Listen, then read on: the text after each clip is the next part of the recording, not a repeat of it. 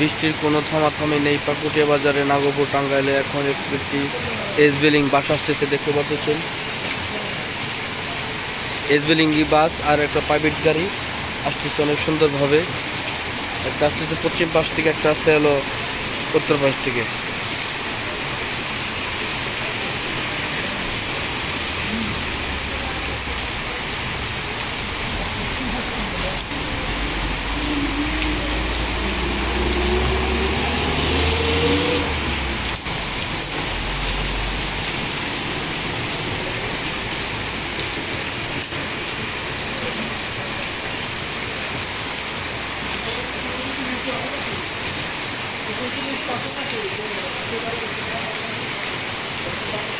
লা ইলাহা ইল্লাল্লাহু মুহাম্মাদুর রাসূলুল্লাহ।